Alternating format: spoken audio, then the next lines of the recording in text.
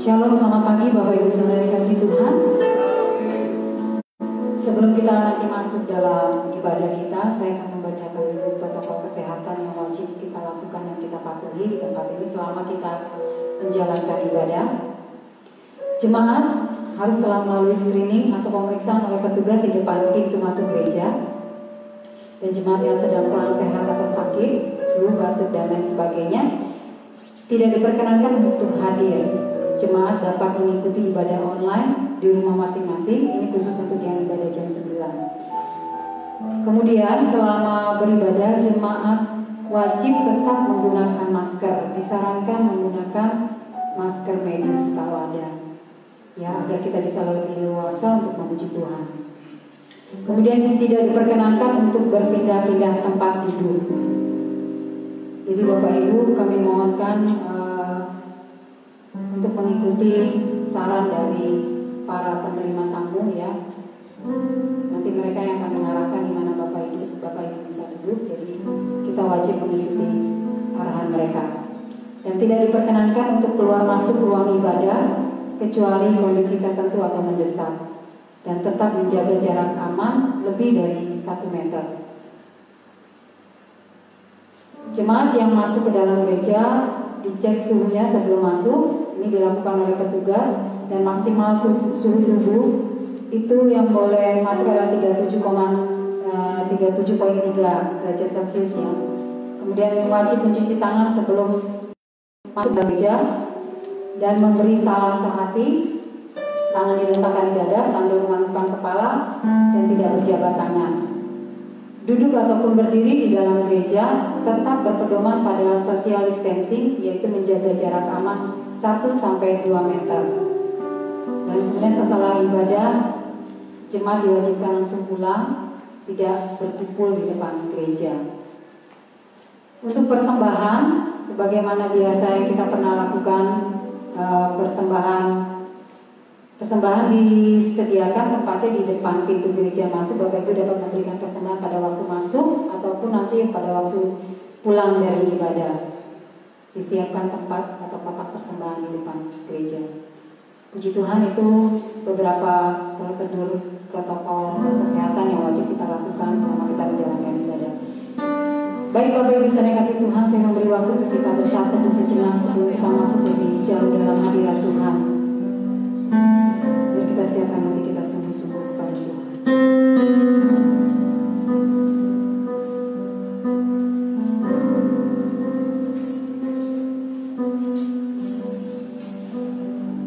Terima kasih Tuhan Yesus.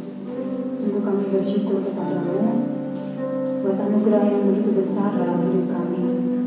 Kau tidak hanya memberi kami kesehatan, tidak hanya mencukupkan segala kebutuhan kami, tapi Engkau menyelamatkan jiwa kami, Engkau mati bagi kami.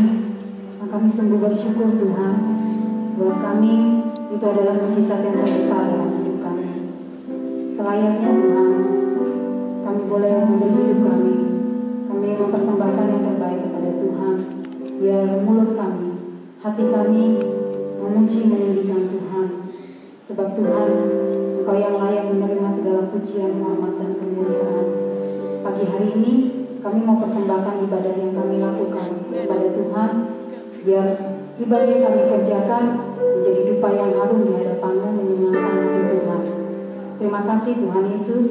Kami percaya saat kami memuji meninggikan Engkau, Engkau hadir di tengah-tengah kami. Biar kami memberi penghormatan yang setinggi-tingginya bagi hadirat Tuhan.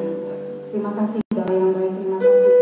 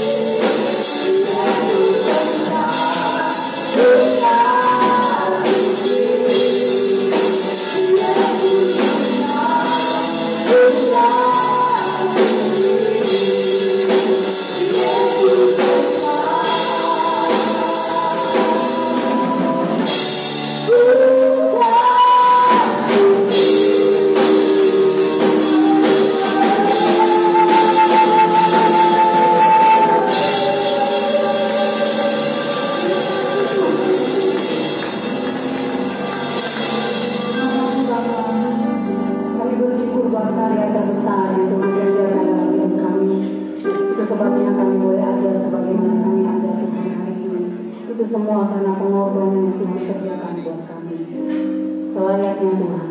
Hari ini meninggikan Engkau untuk yang terbaik bagi Engkau ya Tuhan. Di dalam nama Tuhan Yesus kami siap bersorak bagi Tuhan. Setiap kita yang percaya bersama saya berkata, amin. Boleh berikan sekali lagi kemuliaan buat Tuhan kita. Puji Tuhan. Seberapa yang kita bersuka kita pagi ini, boleh lambaikan tangannya. Haleluya. Puji Tuhan, saya percaya Bapak Ibu semua dalam kondisi sehat dan baik semua karena kekurangan Tuhan. Biar kita memuji Tuhan dengan penuh sukacita. Di badai topan dunia, Tuhanlah perlindunganku.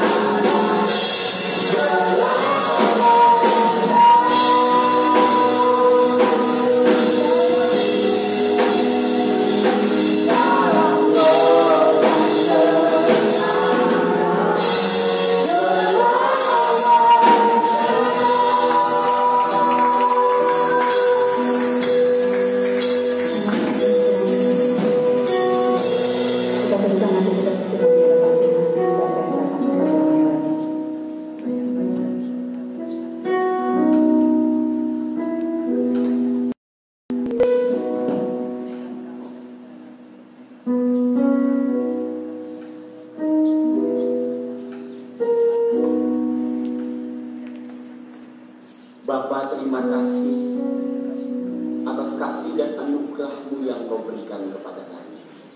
Bapa, Kau sungguh baik. Sebagai anak-anak-Mu, kami senantiasa ada dalam perlindungan, pemeliharaan, berkat, dan pertolongan dari Tuhan.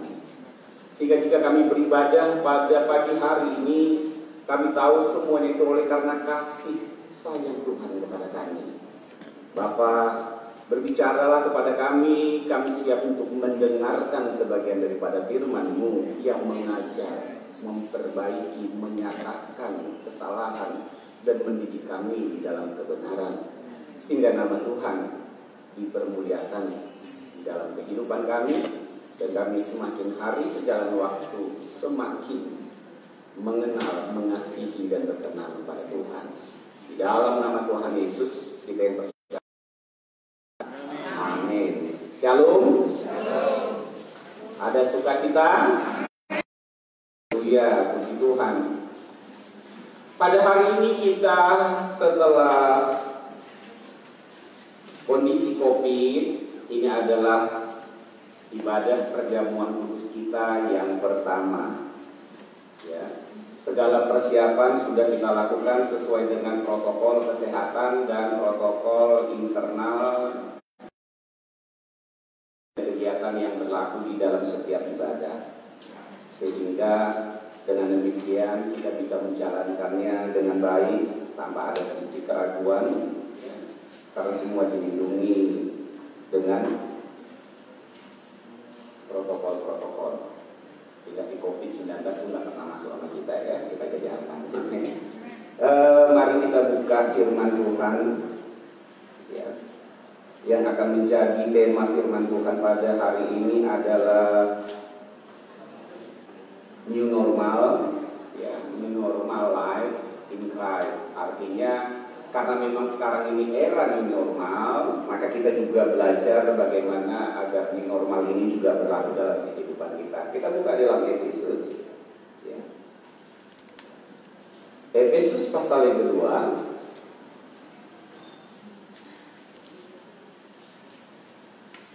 ayat yang ke-15 dan 16. Kita perhatikan baik-baik supaya kita dapat mengerti. Sudah dapat semua? Kita baca sama-sama. 3, 2, 1.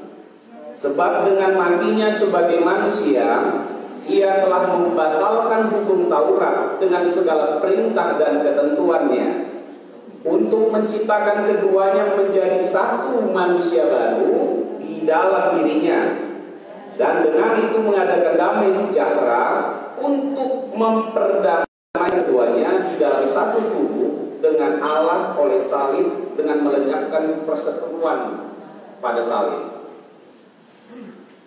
Bapak Ibu Saudara yang dikasihi oleh Tuhan Yesus Kristus, makna kematian Yesus atau kasih Bapa melalui putranya yang begitu besar untuk menebus dosa dan kesalahan kita adalah untuk menciptakan atau untuk mewujudkan adanya satu manusia baru, yaitu manusia dengan gaya hidup yang sesuai standar dari awalnya. Bagaimana harusnya hidup sebagai anak-anak Tuhan, sehingga dengan demikian rencana dan kehendak Tuhan dapat terlaksana. Sehingga dikatakan di sini bahwa untuk menciptakan keduanya menjadi satu manusia baru di dalam dirinya. Nah, di dalam 2 Korintus 5 ayat 17 berkata demikian, jadi siapa yang ada di dalam Kristus, ia adalah ciptaan yang baru. Yang lama sudah berlalu, sesungguhnya yang baru sudah datang. Nah, ini menjadi satu topik yang penting di era COVID saat ini. Bapak Ibu Saudara yang kasih, sebelum saya masuk ke topik, saya akan menjelaskan latar belakang ayat yang kita baca ini sesuai dengan kebenaran firman Tuhan. Pertama, ketika kita membaca Alkitab di dalam kitab Kejadian pasal yang pertama ayat 26 sampai 28, garis intinya bahwa Allah sendiri yang berinisiatif menciptakan manusia menurut gambar dan rupanya. Ada amin? Allah sendiri yang berinisiatif menciptakan manusia menurut gambar dan rupanya. Secara sederhana saya sampaikan di sini pernyataan daripada firman Tuhan berkata demikian, kuduslah kamu sebab aku kudus. Artinya diciptakan di dalam kekudusan. memiliki karakter daripada Allah. Kita mungkin melihat kalau kita Kejadian belum ditampilkan, tetapi melalui Kristus kepribadian, gambar daripada Allah itu dinyatakan. Nah, ketika Allah sudah berinisiatif lalu menciptakan manusia yang pertama yaitu Adam menurut gambar dan rupanya, lalu Tuhan menyiapkan satu tempat yang namanya Taman Eden, lalu membawa manusia Eden untuk mengusahakannya. Jadi tidak ada seorang pun manusia yang akan diciptakan Tuhan tanpa ada satu tugas. Selalu ada. Inilah yang membuat bahwa setiap manusia itu berharga dan tidak ada satu orang manusia pun yang berhak menghakimi bahwa manusia itu tidak berguna. Karena tidak ada ciptaan Allah yang tidak berguna, apalagi yang disebut dengan manusia. Rasul Paulus sendiri berkata dalam Efesus 2 ayat 10, dia menyatakan bahwa kita ini buatan Allah diciptakan di dalam Kristus untuk melakukan pekerjaan baik yang telah dipersiapkan sebelumnya. Artinya setiap orang yang diciptakan oleh Allah ada pekerjaan baik yang harus dikerjakan orang tersebut.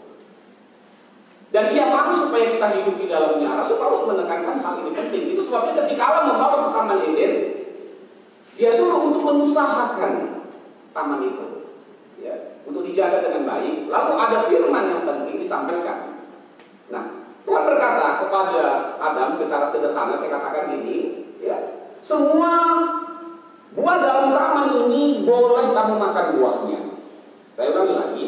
Semua buah dalam taman ini boleh kamu makan buahnya, tetapi pohon pengetahuan yang baik dan yang jahat jangan kamu makan.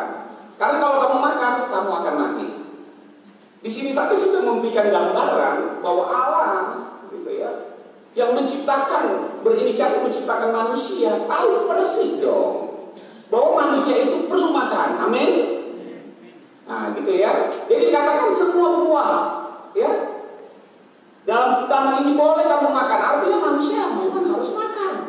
Itu sebabnya Yesus ketika dia dicobai, dia berkata manusia itu bukan hanya oleh roti. Artinya roti dibutuhkan, butuh makanan, tapi juga oleh firman. Nah, Bapak itu dikasih oleh Tuhan Yesus Kristus. Firman itu sudah disampaikan. Lalu Tuhan berkata, tidak baik manusia itu seorang diri. Lalu Tuhan menciptakan seorang wanita dalam hidupnya untuk menjadi penolong. Nah, kita masuk itu di kisah Kejadian pasal 2. Ketika kita masuk di dalam Kejadian pasal 3, ya, supaya tahu latar belakangnya, ya, Kejadian 3, di situ ada ular yang gambaran dari si iblis, ya. Ular itu cerdik, pintar, katakan seperti itu. Lalu dia berkata kepada Hawa, tentu aku makan, ya. Tetapi Hawa berkata, oh tidak, semua boleh kamu makan kecuali pohon pengetahuan yang baik dan jahat. Kalau kamu makan ini mati. Nah, kita kunci di situ bahwa memang dikutip ayat yang benar, ya, bahwa kalau memakan buah itu mati. Itu firman Tuhan. Artinya ada risikonya. Perhatikan Bapak Ibu, dalam hidup ini ada dua suara minimal, yaitu suara Tuhan dan suara si iblis. Ya, maka iblis berkata di situ, oh tidak. Kamu tidak akan sekali-sekali mati kalau kamu memakan buah ini. Tetapi kalau kamu memakannya, kamu akan seperti Allah, ya, menjadi seperti Allah. Jadi ada dua suara, suara yang benar, suara yang tidak benar. Nah, itu selalu di dalam hidup ini kita akan menemukan menyuruh hal yang benar dan menyuruh yang tidak benar, mencari supaya memberikan solusi jalan benar atau jalan pintas, ya, yang tidak benar. Nah, itu selalu ada dalam hidup kita. Kembali kepada manusianya, yaitu pilihan. Jadi manusia punya pilihan. Lalu Hawa merespon, dia melihat dengan matanya buah ini baik. Saya ulangi lagi, kita ini selalu memiliki meresponi apapun, lalu menentukan pilihan. Lalu dia menilai bahwa buah ini akan memberikan pengertian, ya. Dan dia berkata, kayaknya ini pantas untuk dimakan. Padahal dia tahu itu sebenarnya tidak boleh dimakan. Lalu akhirnya, saya katakan di sini, sesuai dengan firman Tuhan, Hawa memilih, ya, kecenderungan hatinya memilih itu memakan yang seharusnya tidak dimakan. Ya, saya ulangi lagi. Kita bisa saja diberikan kebebasan, tetapi ini bicara tentang kecenderungan hati. Jadi kita kita harus mengontrol hidup kita untuk kecenderungan. Sama dengan misalnya ada protokol pemerintah untuk terhindar COVID kamu harus pakai masker. Nah kita bisa berkata mau menurutinya atau berteori lalu tidak memakainya. Misalnya kalau tidak pakai masker pakai face shield seperti ini, ya dan lain karena ciri khas COVID itu ya percikan-percikan dari air liur dari ketika kita bicara itu droplet istilahnya, dia tidak berterbangan di udara. Ya, nah Bapak Ibu dikasihi Tuhan Yesus Kristus, kita punya kecenderungan mau mentaati atau tidak. Nah, di sisi ini saya katakan kembali, Hawa akhirnya mengambil buah itu dan memakannya. Buah itu dia berikan kepada suaminya. Nah, seorang suami gitu ya, dalam sebuah hubungan juga punya kecenderungan hati untuk memilih.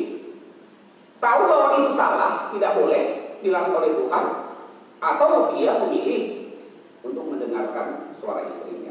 Ya kembali polemik, akhirnya memang ada memakan buah itu. Nah kecenderungan hati seseorang cenderung itu walaupun ada suara yang dengar suara Tuhan, tetapi suara istri tetap juga didengar. Ya kadang-kadang itu. Saya bicara di sini bukan mau menunjukkan istri dulu, bicara tentang sebuah hubungan. Ketika hubungan kita sangat dekat dengan seseorang,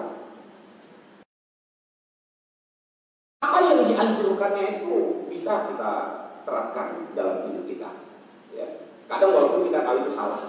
Nah ini salah satu yang harus kita tahu tentang kelemahan manusia. Sebagai dokter juga saya selalu mengetahui hal seperti itu, ya mempelajari kenapa faktor psikologisnya harus begini. Nah, Bapak Ibu dikasih oleh Tuhan Yesus Kristus, kita harus melihat dengan detail.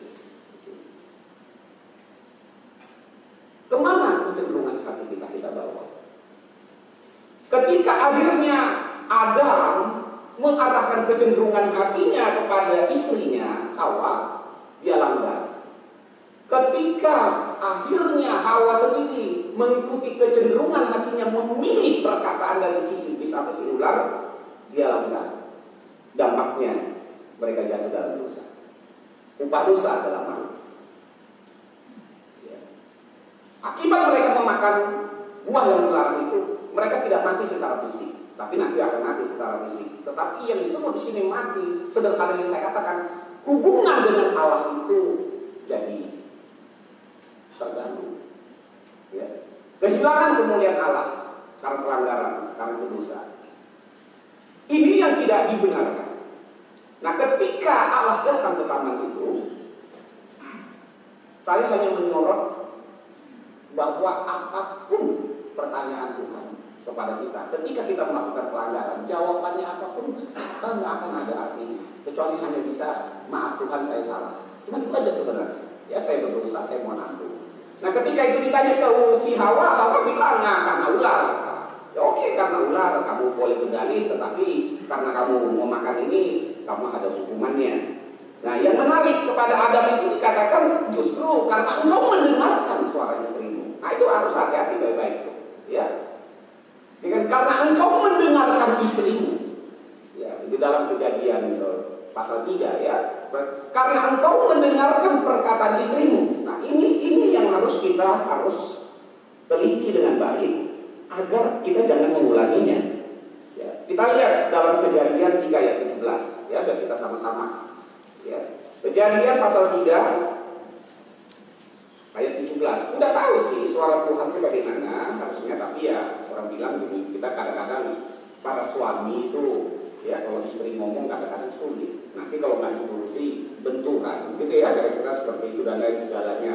Makanya istri bermain peran itu betul-betul jadi penolong. Ya jangan menyodorkan visi menjadi polemik. Ayat 17 kita baca.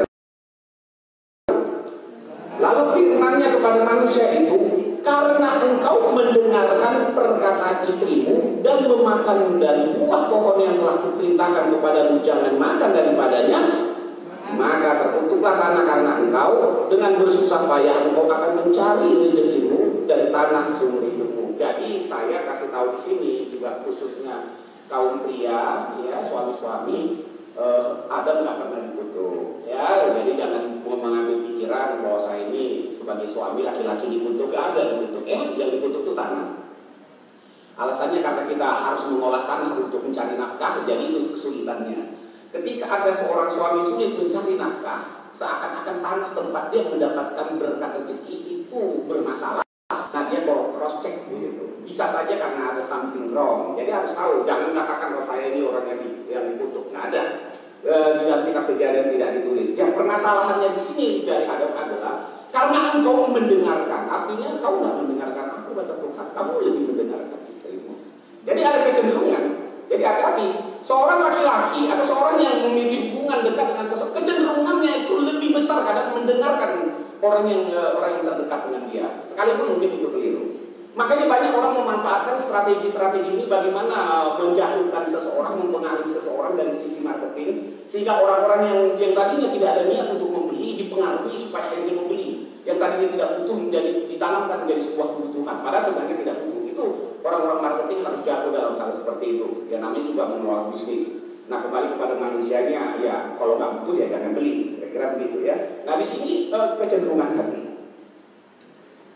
Saudaraku yang dikasih oleh Tuhan Yesus, ini case yang seperti ini nggak enak sebenarnya, ya, nggak enak. Case yang selanjutnya setelah jatuh dalam dosa, ini penting supaya kita tahu kondisinya. Di Taman Eden ketika kondisi itu Tuhan akhirnya, saya ulangi lagi, Tuhan akhirnya mengambil inisiatif untuk menebus kesalahan Adam dan Hawa. Jadi jangan berpikir tidak ada penebusan, sama seperti kalau ada hukum Taurat dengan korban domba.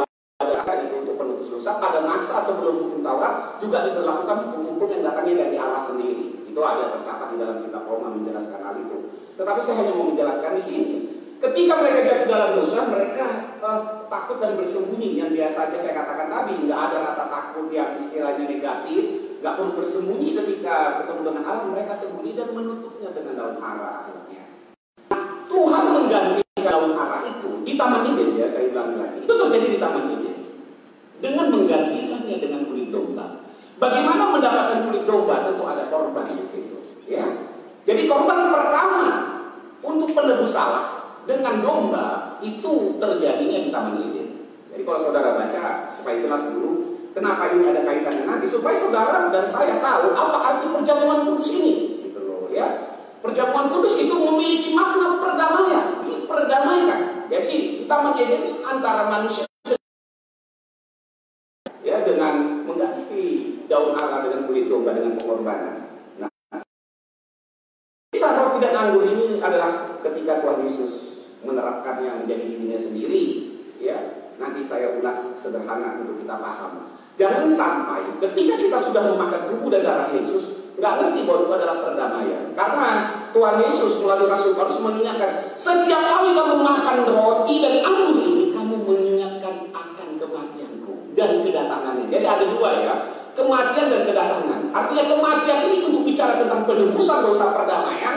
Kedatangan Yesus diulas dengan Yohanes 14 bahwa aku akan datang untuk menjemput kamu, ya, supaya di mana aku berada kamu juga di situ berada. Ini pernyataan kasih yang begitu besar sebenarnya. Artinya bukan hanya aku menebus kamu, tapi aku akan membawa kamu, menjemput kamu kembali supaya kita bersama-sama, gitu ya, ada di tempat itu. Nah ini yang tidak dimiliki oleh yang lain dari agama apapun. Nah Bapak Ibu Saudara dikasih oleh Tuhan Yesus, kita masuk ke kisah yang setelah mereka jatuh dalam dosa. Ketika Hawa akhirnya melahirkan seorang anak, itu dalam Kejadian pasal 4 ya kalau diikuti ceritanya, dia mengatakan dia bersyukur kepada Tuhan karena oleh pertolongannya dia melahirkan Kain, gitu ya. Ucapan syukur itu ada, ini kan memang sudah diperdamaikan, ceritanya seperti itu ya, realnya. Lahirlah Kain, lalu selanjutnya Habel, ya, dan yang lain seterusnya, Set dan sebagainya. Tapi kita mau bicara tentang case selanjutnya karena akibat dosa ini memang menyulitkan supaya kita tahu, gitu ya. Bagaimana kita akhirnya menjalani hidup baru itu? Sama seperti bagaimana sih kita bisa menghadapi sekalipun ada virus COVID gitu ya 19, kita bisa tetap jalan, kita tetap aktivitas kerja gitu, tapi tidak terkena, tidak berdampak, perlu pakai masker dan itu perlu tahu kira-kira seperti itu. Supaya kita juga bisa tahu memberikan gambaran sebagai manusia baru atau kebiasaan baru di dalam Kristus. Gitu ya. Karena setelah COVID ada, ya saya kembali sedikit ke COVID, di Wuhan ketemunya di bulan Desember, lalu merebak di seluruh dunia sampai saat ini. Akhirnya diketahui virus itu ciri-ciri khasnya bagaimana coraknya, ya. Lalu akhirnya diambil keputusan new normal life, ya, supaya masalah ekonomi, dampak-dampak yang lain bisa kita atasi, ya. Tetapi tetap kita tidak terkena COVID atau terhindar dengan harapan COVID itu hilang. Salah satunya Anda harus pakai masker, gitu ya, harus pakai face shield, jaga jarak, terus pakai hand sanitizer atau cuci tangan. Nanti saya jelaskan kenapa sih COVID ini bisa membuat manusia jadi punya kebiasaan baru. Tetapi kenapa orang Kristen udah tahu terima Yesus, udah mengalami perjamuan kudus, udah sekian lama dari orang Kristen, tapi nggak ada juga ini normalnya, gitu ya. Kebiasaan barunya nggak ada. Padahal kita bilang harus ada kebiasaan baru. Karena di dalam aku kamu menjadi ciptaan baru. Tapi karena nggak ngerti, dikiranya ada apa hari dulu, ya. Udah terima Yesus, dibaptis, kan tetap aja sama, gitu ya. Gaya hidupnya juga sama dan yang lain. Karena nggak ada yang memimpin dengan benar. Kira-kira begitu. Nah, COVID ini memberikan arahan supaya dijelaskan bahwa sebenarnya kasih karunia Tuhan Yesus itu harus bisa membuat protokol rohani dalam hidup kita. Ya, oke. Nah, ketika akhirnya manusia punya kecenderungan dalam memberikan persembahan Habel diterima, Kain tidak diterima, lalu hatinya panas. Tuhan bicara lagi kepada Kain, hai Kain, ya saya pakai bahasa sehari-hari aja. Mengapa hatimu panas? Mengapa wajahmu tidak berseri-seri? Apakah wajahmu tidak akan bersedih jika engkau berbuat baik? Jika engkau tidak berbuat baik, dosa sudah mengintip di depan pintu, gitu ya? Dikasih tahu seperti itu. Dan kamu harus berkuasa atasnya. Bukan dibilang biarkan aja, kamu harus berkuasa atasnya. Nah itu kan ada dalam kitab Kejadian 4 ayat 6 dan 7 ya, Bapak Ibu bisa baca lah ya. Engkau harus berkuasa atasnya, gitu ya. Dosa itu depan pintu menggoda engkau, tetapi engkau harus berkuasa atasnya. Jadi harus berkuasa. Berkuasa itu artinya kamu nggak akan jatuh lah seperti itu. Nah kecenderungan nanti manusia kembali lagi, Bapak Ibu, ya kembali lagi, ya selalu memilih hal yang jahat. Pembunuhan perencanaan yang paling tajam adalah kisah Kain dan Habel. Dunia hukum mempelajari ini dengan detail. Lalu dunia kepolisian juga bericek tentang hal ini. Nah kita Alkitab itu Kristen ini sebenarnya manajemennya sangat jago, nggak perlu takut ya memahaminya. Lalu dengan perencanaan yang matang, pembunuhan perencanaan itu berlapis-lapis jadinya. Setelah Tuhan bilang, dia nggak mendengar, dia ajak, ayo Habel, ayo ikut.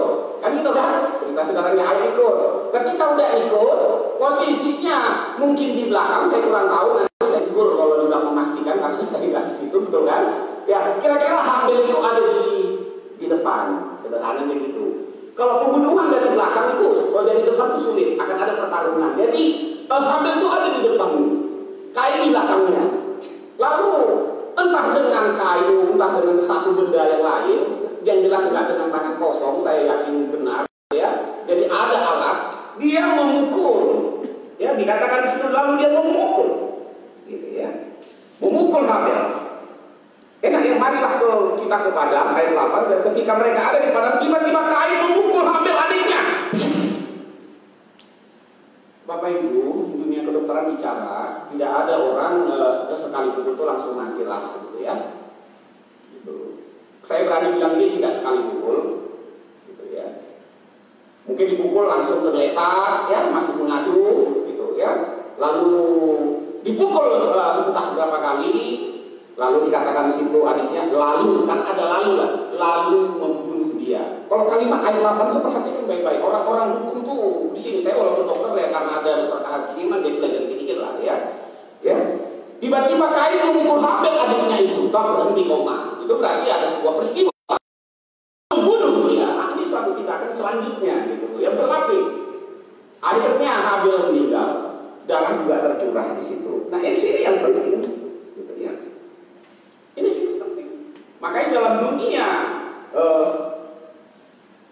kepolisian atau hukum itu perlu TKP. Tempat kejadian perkara itu banyak berbicara.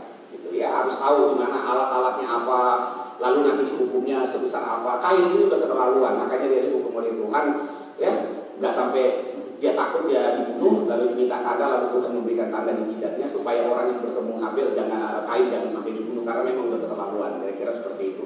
Walaupun manusia pada saat itu belum banyak, tapi karena bergerak dan umur manusia pada saat itu rata-rata di atas 800, saudara bisa bayangkan. Jadi berapa generasi mungkin bertemu di situ.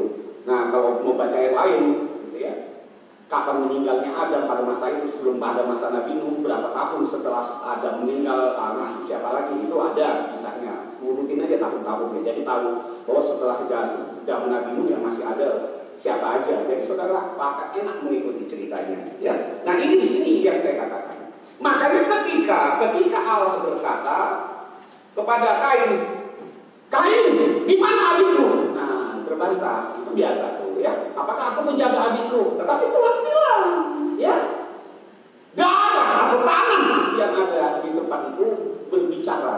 Nah, itu bicara TKP. Artinya, dimanapun saudara dan saya melakukan pelanggaran dosa, saya ulangi lagi, dimanapun saudara melakukan pelanggaran dosa, mungkin saudara merasa di TKP itu tidak ada saksi orang lain, saya ulangi lagi, seperti kaitan membunuh Habel, ingat, tanah, tempat itu berbicara, gitu loh, ya. Tuhan bilang, tempat itu, tanah itu berbicara sama aku. Artinya, kejadian yang kamu lakukan itu orang lain nggak lihat, aku tahu, tapi kamu buat di situ, gitu loh. Kalau misalnya saudara berubah suatu bentuk dosa ada di satu tempat, aku tahu di sini loh kejadiannya. Aku nggak bisa bantah saya. Sekalipun nggak ada orang di sini loh. Di sini tempat ini bicara. Kira-kira begitu. Makanya bilang kita harus hati-hati kalau di dalam Kristus berubah dosa lagi. Ya, boleh nggak lihat orang-orang dekat, nggak boleh nggak lihat hamba Tuhan, tapi selalu ada saksi di situ. Nah ini penting saya katakan supaya ketika kita nanti makan tubuh dan darah Yesus ini kita ngerti. Bapak Ibu dikasih oleh Tuhan Yesus. Oh ini yang penting saya. Mari kita buka di dalam pernyataan Tuhan dalam Kejadian pasal 6. Ini penting sekali. Supaya kita menghargai perdamaian yang sudah Tuhan lakukan melalui Yesus Kristus Tuhan kita, pengorbanannya di kayu salib. Perdamaian itu membuat kita diperkenankan, dikuduskan, diampuni, ditebus, kira-kira begitu loh, ya. Nilainya sangat berharga, itu karya yang terbesar, yang luar biasa, melebihi dari COVID, sehingga kita perlu buat protokol hidup kita. Ya, kita baca sama-sama ya. Kejadian 6 ayat 5 sampai 6. 3, 2, 1. Ketika dilihat Tuhan bahwa kejahatan manusia besar di bumi dan bahwa segala kecenderungan hatinya selalu membuahkan kejahatan semata-mata, maka menyesallah Tuhan bahwa Ia telah menjadikan manusia di bumi dan hal ini memilukan hatinya. Bapak Ibu dikasih oleh Tuhan Yesus Kristus, melalui mimbar ini juga saya mau menyampaikan kepada Bapak Ibu, sebuah hubungan itu punya hati. Bahwa hubungan itu tidak sekedar suami istri, tapi benar-benar dari hati, ada perasaan, ada jiwa di dalamnya. Begitu juga hubungan bersaudara, orang tua dengan anak mertua harus ada hati. Sehingga apapun yang kita buat itu akan berdampak kepada hatinya. Amin. Maka Tuhan bilang di sini bahwa kecenderungan manusia ini tuh yang jahat aja semata. Dia katakan Tuhan menyesal dan itu memilukan hatinya. Saya sebagai seorang ayah yang sudah berusia 58 tahun, kalau ada anak saya misalnya melakukan kesalahan itu memilukan hati saya. Walaupun saya memaafkan misalnya, memaklumi, tapi itu memilukan karena ada hati. Amin. Setuju coba? Ya, ada hati dalam sebuah hubungan. Amin. Kalau tidak asal-asal saja, bisa aja terjadi perlawanan. Anak bisa melawan orang tua ketika orang tua dianggap berkewajiban, lalu nggak bisa memenuhi kewajiban itu karena kondisi tertentu. Kewajiban. Sampai dia mau dilahirkan, ini keterlaluan kan? Karena nggak ada hati. Jadi ada hubungan hati. Nah kita coba sebagai anak Bapak Ibu saudara kasih, saya mau katakan gini, apa sih enaknya memanggil Tuhan itu Bapa? Gitu loh. Apa sih enaknya mengatakan kita ini anak Tuhan kalau kita nggak punya hati? Bapak itu punya hati, amin. Kita juga harus punya hati, gitu loh, untuk menjaga hati Bapak, gitu loh, supaya dia jangan sedih.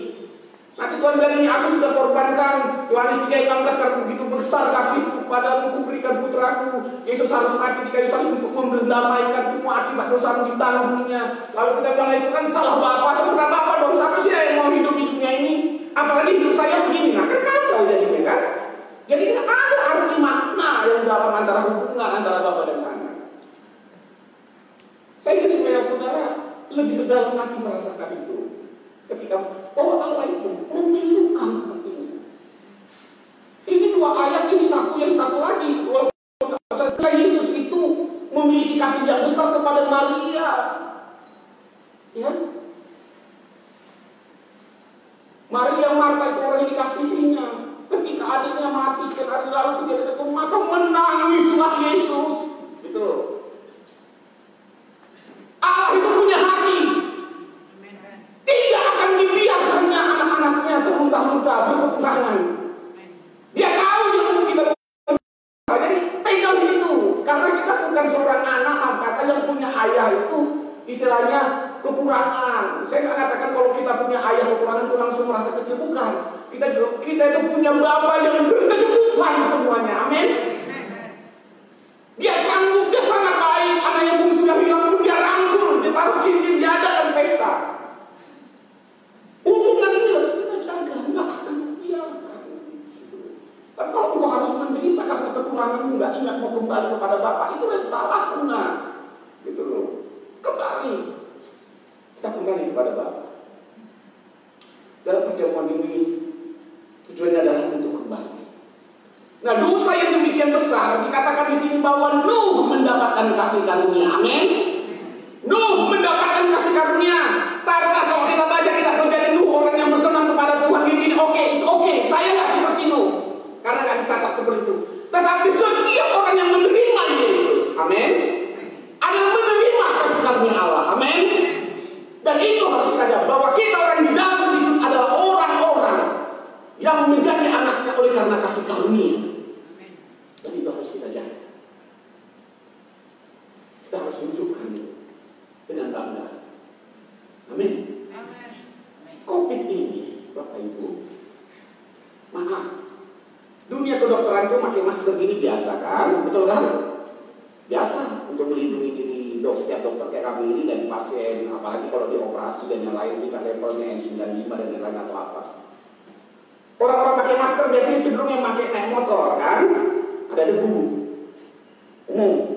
Tapi coba perhatikan Bapak Ibu, sekarang dengan kebiasaan baru karena COVID, setiap orang bisa pakai masker, punya hand sanitizer, jaga jarak, cuci tangan. Untuk apa? Untuk terhindar dari COVID. Kita orang-orang Kristen yang sudah dipulihkan, diperdamaikan dengan Allah, perlu juga memakai masker di mulut kita. Amin. Kita pakai supaya kata-kata kita ini tidak lagi bernoda dengan dosa, tidak lagi menyakiti orang lain. Kata-kata kita ini harus dengan lemah lembut, mendidik dan mengajar. Pak sulit Pak, tapi harus saya gunakan masker. Amin. Melatih diri sehingga ketika orang melihat kita, ini anak Tuhan, manusia baru dengan kebiasaan baru. Kata-katanya dulu mah orang kasar, tapi sekarang lemah lembut. Amin. Ada perubahan untuk menunjukkan kita manusia baru. Ada perubahan ketika kita menghadapi COVID dengan gaya-gaya yang ada, protokol-protokol yang ada. Enggak lucu kan? Kalau kita menjadi manusia baru di dalam Kristus dan perdamaikan, kata-kata kita enggak ada remnya. Gampang sekali mengatakan ini karena selalu punya alasan. Pak, saya sebenarnya nggak masuk begitu Pak. Tapi saya udah sekian kali Pak, udah nggak tahan lagi. Lalu saya lontar aja kata-kata entah apapun. Saya nggak peduli itu menyakiti. Bahkan saya tahu itu menyakiti hati dia barangkali. Tapi harus. Itu bukan manusia baru di dalam Kristus. Itu nggak mau peduli hati berapa. Hati Yesus yang berkuasa. Itu saling belum karya yang besar dalam hidupnya. Saya di atas mimbar ini berkata, mari kita pakai protokol-protokol rohani kita sebagai manusia baru di dalam Kristus. Ada amin? Pakai protokol, walaupun tidak dilihat seperti masker, tapi kita masker dan mulut kita dengan mengucapkan kata-kata pilihan yang untuk membangun. Tidak perlu lagi menyakiti. Sekalipun itu menyinggung orang barangkali, kita selalu sabar dengan kata-kata yang terpilih. Jika sulit berkata-kata karena menahan, karena sulitnya untuk meredam melalui latihan masker ini, bila perlu dia diam dengan senyum. Gak tahu Pak, saya harus ngomong apa. Tapi saya marah banget Pak. Tapi saya tidak bisa senyum karena saya takut kalau ini terlontar nanti Tuhan Yesus marah ke saya karena dia sudah pulihkan saya, sudah perdamaikan. Saya nggak mau lagi kata-kata saya ini menyakiti. Kalau memang nggak bisa membangun, ya biar diam aja deh. Gitu. Sampai akhirnya nanti dia bisa, gitu, mengeluarkan kata-kata yang manis melalui proses pengalaman hidup pribadinya. Amin. Nggak mudah Bapak Ibu. Emang mudah pakai masker kayak gini setiap hari? Bapak Ibu tahu kan? Betul. Kadang-kadang bercap di sini, nggak enak ngomong itu Anda mencium napas Anda sendiri lagi, CO2 yang keluar dari mulut Anda hidup lagi dengan hidung. Selalu ada harga yang dibayar. Dan kita mau karena COVID. Masakan kita nggak bisa karena Yesus? Amin. Pasti bisa karena Yesus mulut kita. Nah, tangan kita juga kita cuci tangan, Bapak Ibu. Betul nggak? Karena si COVID. Pakai hand sanitizer. Dokter bahkan kepo kadang-kadang pegang benda sedikit, semprot. Supaya nggak ada si COVID. Kalau saya melakukan tindakan, tidak akan kena dampak. Nah, kita supaya tangan ini, amin. Tangan ini bukan ringan untuk memukul orang. Tangan ini bukan untuk tunjuk-tunjuk orang. Tangan ini untuk membantu, amin. Untuk membantu mengulurkan tangan kita membantu orang lain. Masih banyak yang perlu kita lakukan dengan tangan ini kalau kita buat protokol rohani. Tapi kadang nggak mau karena kita egois, nggak mau pakai protokol. Orang sudah butuh bantuan, kita juga nggak mau. Terlalu berat, egois. Seolah-olah kita ini belum ditebus. Seolah-olah ada Yesus yang pengorbanan itu tidak masih kurang bagi kita. Kita anggap itu biasa saja. Lazim loh. Di dalam sebuah hubungan rumah tangga, kalau menganggap itu adalah sebuah kewajiban dari orang tuanya, anak-anak itu nggak akan ada respeknya, nggak akan mau. Maka kita harus mendidik agar mereka mau mengerjakan harus apa yang mereka kerjakan. Saya nggak pernah selalu bilang ini bukan kewajiban saya loh nak, ya, atau dalam keluarga ini kasih saya, kasih yang Tuhan berikan, amin. Kalau ini kewajiban nanti bahaya, saya minta kewajibanmu, repot, betul kan? Anak susah sekali kalau diminta kewajibannya, betul nggak? Bapak-bapak, kita bisa memenuhi kewajiban kita sebagai suami, betul? Besar atau kecil. Tapi ketika kita minta kewajiban istri, kadang sulit, betul tidak? Jadi bisa benturan-benturan terjadi karena kewajiban. Kita katakan aja karena kasih, amin. Saya lakukan kepadamu karena kasih pada Tuhan dan kepada Allah. Karena hukum dua itu doang, kan hukum Taurat kan? Kasih kuat, kasih sesamamu seperti dirimu sendiri. Aku kasih seberapa yang bisa. Kalau itu nggak cukup, jangan salahkan saya, karena yang segitu yang bisa. Karena kasih itu nggak nahan separuh-separuh kan? Gitu loh. Kalau nahan separuh-separuh nanti bahaya. Kisah para rasul bicara begitu. Ananias dan Safira menahan separuh-separuh, betul kan? Dijual harganya, dikasihnya separuh atau sebagian, mati. Karena kasih pada saat itu semua orang memberi dengan apa yang dia miliki. Jangan jual kalau memang kamu nggak memberi semuanya. Harus ada inisiatif kasih. Kasih itu tidak boleh pura-pura. Hukum kasih itu baik, Bapak Ibu. Roma 10:13 kan, kasih itu tidak berbuat jahat kepada sesamanya. Itu kunci kasih kepada sesama, ya. Tidak berbuat jahat. Jadi kalau tidak berbuat jahat, ya kita beri semua yang bisa, amin. Katakan kamu bisa saya, kamu anak-anak saya, betul kan? Para sahabat saya. Nah, kita gunakan hand sanitizer-nya, amin. Kita cuci tangan kita terus selalu bersih. Sehingga ketika orang melihat tangan kita, tangan yang penuh kasih seperti tangan Kristus, amin. Gitu. Lalu karena COVID kita jaga jarak, Bapak Ibu. Jaga jarak 1 meter dan lain kita patuhi, kita usahakan jaga. Takut kalau ada apa-apa, walaupun nggak ada COVID, barangkali takut nanti saya ditegur. Jangan-jangan dari saya tertular COVID, betul kan? Nah, itu menjaga. Image-nya kan begitu, gitu loh. Lalu menjaga. Bapak Ibu, langkah kita pun kita buat protokol dong, Bapak Ibu, ya, anak-anak muda dikasihi. Misalnya ini langkah ini atur jaraknya dengan dosa, jangan suka-suka jalan suka-suka, gitu ya. Mazmur pasal 1 dikatakan, ya kan, berbahagialah orang yang tidak berjalan dengan kumpulan orang cemooh. Kaki kita, ya, ketika ada gosip kita ke situ, kita ke warung ngobrol-ngobrolin orang, langkah jaga ini, amin. Jaga jarak kita, untuk kita supaya jangan berdosa, gitu loh. Pakai jarak ini untuk pelayanan. Hadirkan langkah kedua. Jaga jarak, sorry. Katanya, Pak maju Pak, maaf ya, harus 1 meter. Kenapa? Ya saya takut ditularkan, saya takut tidak menularkan. Amin. Maaf saya jaga, saya sebagai anak Tuhan takut salah Pak nanti kalau masuk ke sana, betul kan? Saya sorry aja, saya jaga jarak aja. Hati-hati loh Bapak Ibu. Jaga jarak itu Alkitabiah loh. Rasul Paulus seorang yang berhikmat banget, berpendidikan. Ya, Petrus juga begitu. Nah kalau kita buka dalam Petrus 5 ayat 8 dikatakan ini, berjaga-jagalah karena musuh-musuh iblis itu seperti singa-singa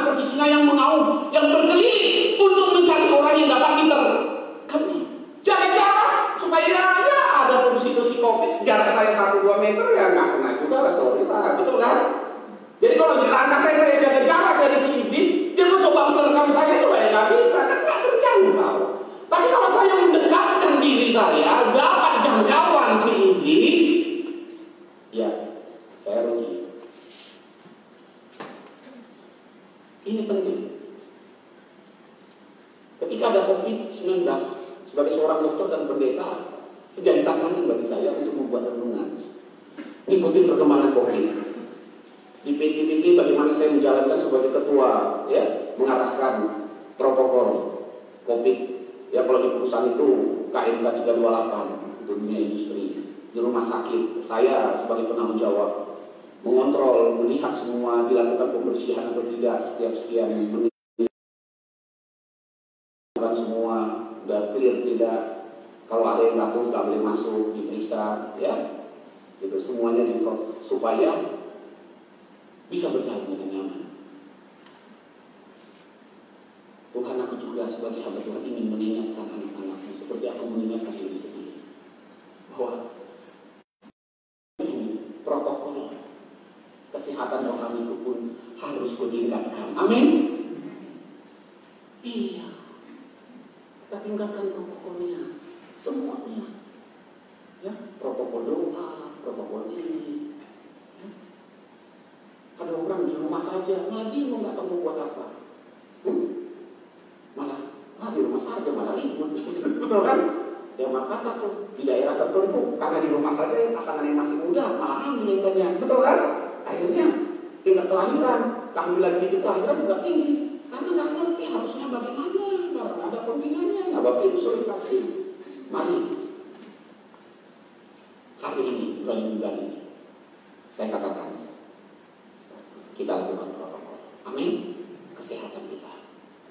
Karena apa? Karena kematian Yesus itu sudah menyelesaikan banyak perkara. Kita buka di dalam Roma. Ya, sebagai penutup kita Roma pasal 6.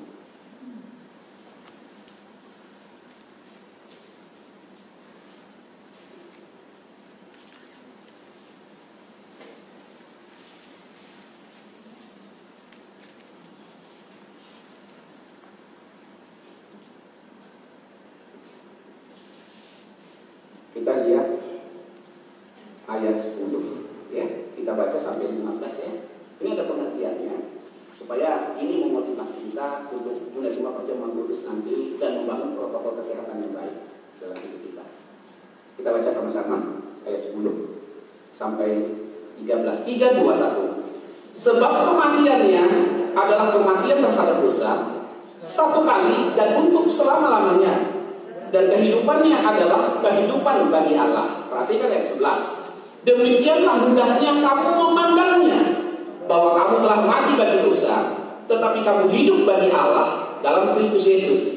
Sebab itu, hendaklah dosa jangan berkuasa lagi di dalam tubuhmu yang fana, supaya kamu jangan lagi menuruti keinginannya. Nah, ini perlu protokol jadinya. Ayat 13. Dan janganlah kamu menyerahkan anggota-anggota tubuhmu kepada dosa untuk dipakai sebagai senjata kelaliman, tetapi serahkanlah dirimu kepada Allah sebagai orang-orang yang dahulu mati, tetapi yang sekarang hidup, dan serahkanlah anggota-anggota tubuhmu kepada Allah untuk menjadi senjata-senjata kebenaran. Amin. Harus punya pandangan. Gitu. Kedatangan COVID, saya punya pandangan, punya protokol, harus pakai masker ini. Oke, kematian Kristus adalah kematian terhadap dosa dan hidupnya adalah protokol. Yang ini nggak boleh lagi, saudara, kalau mau baca buka banyak ayatnya, ya, di baik Efesus, ya, mengenai manusia baru, kamu harus tanggalkan ini, nggak boleh begini, orang yang mencuri jangan mencuri lagi, dan begini, ya, harusnya begini. Saya hanya mau menjelaskan secara garis besar. Yang penting mindsetnya udah ada. Ada pertanyaan begini, Pak, kan nggak semudah itu, benar. Tapi bukan nggak ada solusi. Amin. Sesuatu itu nggak mudah, Bapak Ibu, dalam hidup ini. Tapi harus ada solusi, makanya ada usaha, ada latihan ibadah, latihan begini, ada komitmen, ada cara pandang yang benar. Maka Rasul Paulus, ya, tanpa saya membuka, saya harapkan Bapak Ibu mengerti ayat ini, ya, di dalam Roma 12 ayat 1 dan 2 dikatakan ini. Oleh sebab itu, saudara-saudaraku, ya, atau yang kamu agar kamu mempersembahkan tubuhmu, amin, supaya mewujudkan jangan hidup dalam dosa lagi, protokol bisa jalan dengan baik. Ya, persembahkan tubuhmu kepada Allah sebagai persembahan yang hidup. Kalau yang mati kan busuk bau bangkai, kira-kira gitu, ya, aktivitasnya ada itu yang hidup. Kalau yang mati itu dia menjadi membusuk. Makanya ada orang Kristen itu yang busuk gitu, ya. Busuk itu artinya aromanya mengeluarkan hal-hal yang jahat saja, ya, yang nggak enak gitu loh. Orang juga menghindar jadinya. Ini kok sudah mati, kenapa nggak dikubur-kubur? Ini cuma kalau secara rohani. Yang hidup, yang kudus, karena Tuhan sudah menguduskan Anda. Amin. Dan yang berkenan kepada Allah itu adalah ibadahmu yang sejati. Ibadah.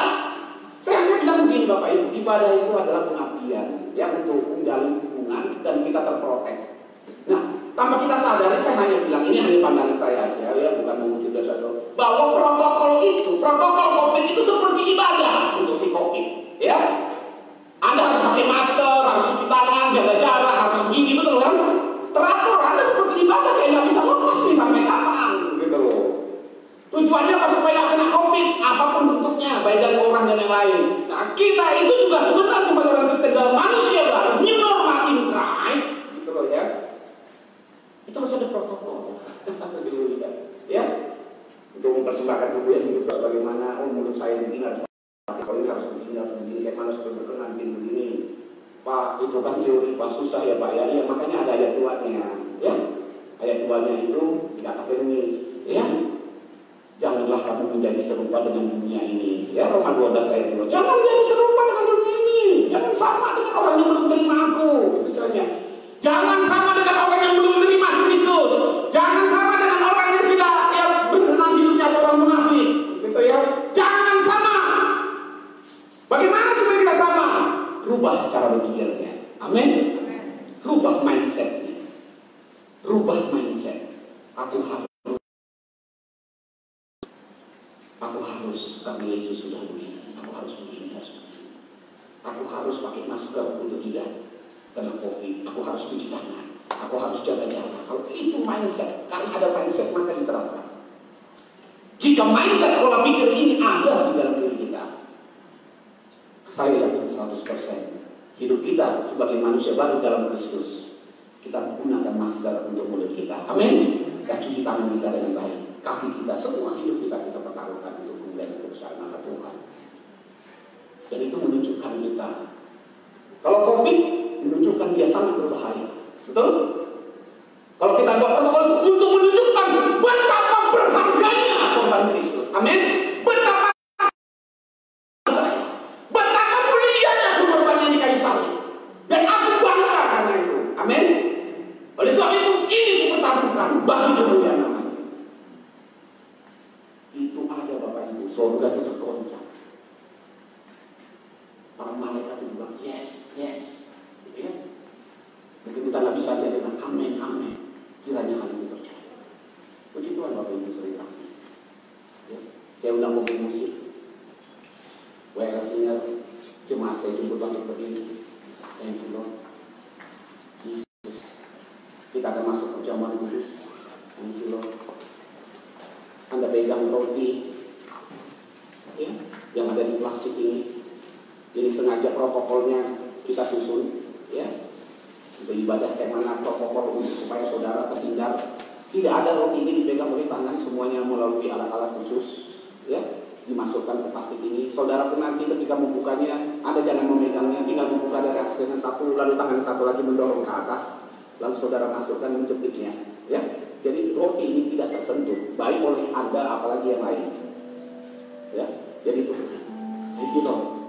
Karya terbesar dalam hidupku, pengorbananmu yang selamatkanku, Allah yang tak ternilai, yang ku miliki, aku mengasihi.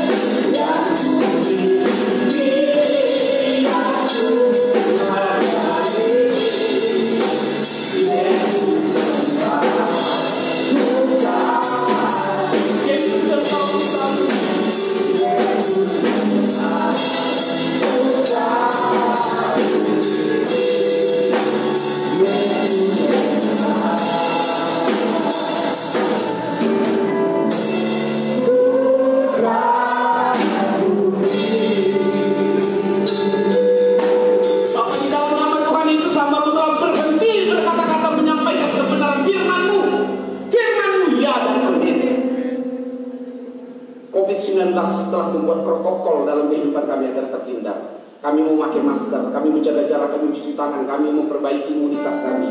Kami istirahat yang cukup. Bapa, di dalam nama Tuhan Yesus, pengorbanan di kayu salib untuk menebus segala dosa kami, memperdamaikan kami, menguduskan kami, sehingga kami memiliki hubungan yang manis dengan Bapa sebagai seorang anak dengan Bapa, dan memiliki hak penuh untuk masuk dalam kerajaan surga.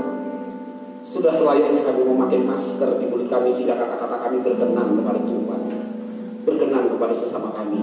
Kami selalu menjaga tangan kami agar senantiasa tidak ada melalui tangan kami dosa-dosa yang dilakukan, begitu juga kaki kami. Sehingga dengan demikian nama Tuhan dipermuliakan dalam kehidupan kami. Terima kasih Bapa. Kami akan masuk dalam perjamuan kudus sesuai dengan kebenaran firman-Mu. Ketika kami mengambil roti dan anggur, kami menyatakan kematian dan kedatangan-Mu. Terima kasih Bapa. Angkat roti ini tinggi di atas tangan kami. Sebab apa yang telah kuteruskan kepadamu telah aku terima dari Tuhan, yaitu bahwa Tuhan Yesus pada malam waktu Ia diserahkan mengambil roti, dan sesudah itu Ia mengucap syukur atasnya. Ia memecah-mecahkannya dan berkata, inilah tubuhku yang diserahkan bagi kamu. Perbuatlah ini menjadi peringatan akan aku.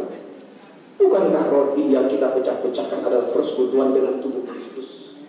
Bukankah persekutuan dengan tubuh Kristus adalah persekutuan dengan pemulihan, kesembuhan atas segala penyakit kita, dan oleh bilur-bilurnya kita disembuhkan? Bukankah persekutuan dengan tubuh Kristus adalah berbicara tentang penderitaan Yesus, menanggung segala dosa dan kesalahan kita?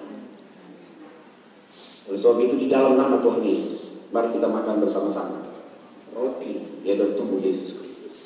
Thank you, Lord.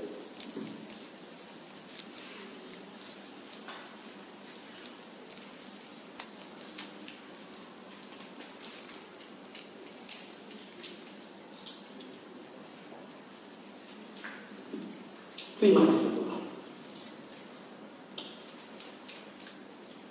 Roti bagian dari gambaran tubuhmu, penderitaan via dolorosamu begitu manis kami rasakan. Dan kamu bangga atas kasih. Mari kita angkat roti, pegang di tangan kami tinggi-tinggi di atas. Demikian juga yang mengambil cawan sesudah makan lalu berkata, cawan ini adalah perjanjian baru yang dimeteraikan oleh darahku. Perbuatlah ini setiap kali kamu meminumnya menjadi peringatan akan aku. Bukankah cawan ucapan syukur yang atasnya kita ucapkan syukur adalah persekutuan dengan darah Kristus? Bukankah persekutuan dengan darah Kristus adalah persekutuan dalam kekudusan, oleh karena darahnya menguduskan, menyucikan segala dosa dan pelanggaran kita? Bukankah darahnya yang berkuasa menebus segala dosa kesalahan kita dan membawa untuk berjumpa dengan Tuhan dan disediakan tempat di surga? Terima kasih Bapa, terima kasih Yesus. Di dalam nama Tuhan Yesus, mari kita minum bersama-sama.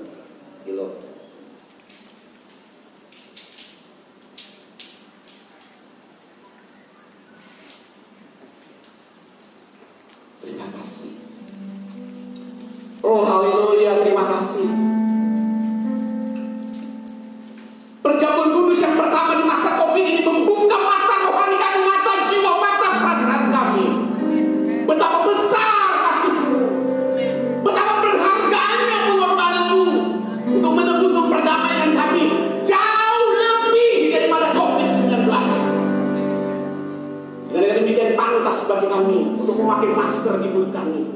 Tangan kami jaga, kaki kami atur sedemikian rupa dengan protokol-protokol rohani, agar semua itu menjadi persembahan yang hidup dan berkenan kepada Tuhan sebagai ibadah kami.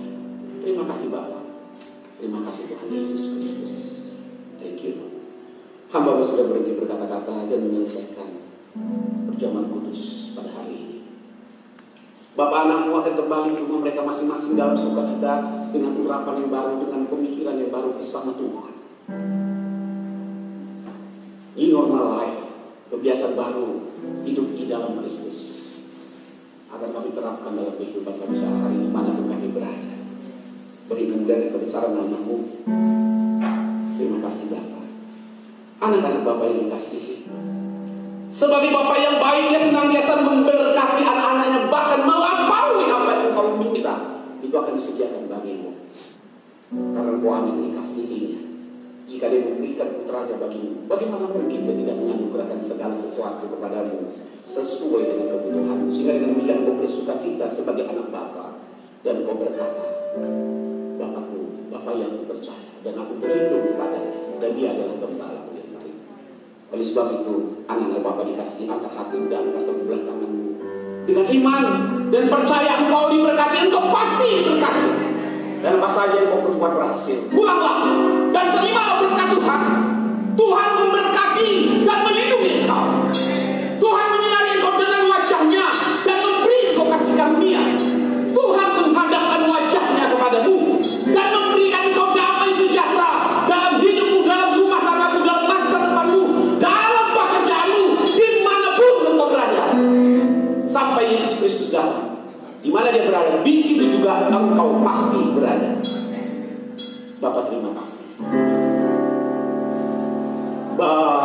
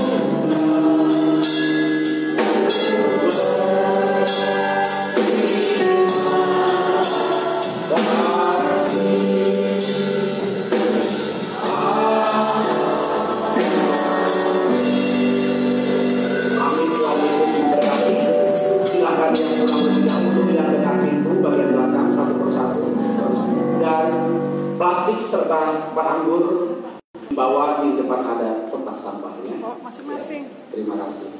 Thank you.